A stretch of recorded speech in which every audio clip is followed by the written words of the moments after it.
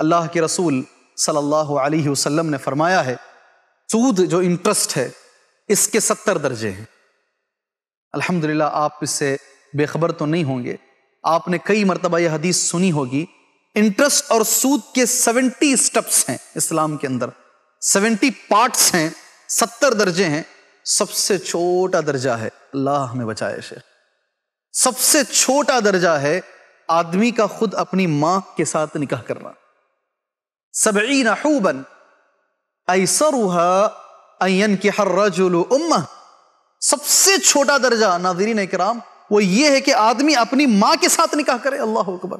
صرف سود کی قباحت کے بارے میں 1-2 باتیں، پہلی بات تو میں نے بتا دی ہے کہ 70 درجے ہیں اس کے، یہ دوسری بات بول کر قرآن کی ایک آیت کا صرف حوالہ دے کر، اکل الربا، سود جو کھاتے ہیں، نبی کریم صلی اللہ علیہ وسلم نے فرمایا کہ ایک آدمی جو زنا کرتا ہے شیخ جی، اس سے سود کھانا اور سود کا کاروبار کرنا، اس کا کاروبار کرنا 36 مرتبہ زنا کرنے کے برابر، 36 ٹائم، جی 36 ٹائم زنا کرنے کے برابر اس کو عذاب ملے گا۔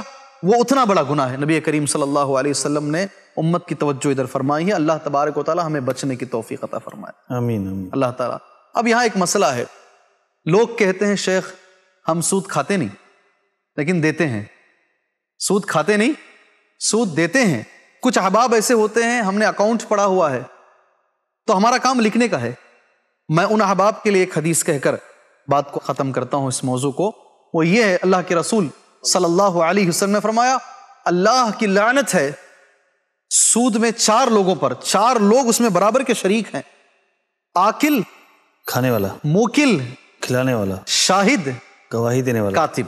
یہ نبی کریم صلی اللہ علیہ وسلم کے الفاظ ہیں۔ گناہ میں سب برابر، خود کھانے والا، سود کھلانے والا، وٹنس ڈال کر سود کے پیسے دلانے والا، اور جو لکھنے والا آدمی ہے کاتب، رائٹر، وہ سبھی لوگوں کو برابر کا عذاب ملے گا، سبھی لوگوں کو۔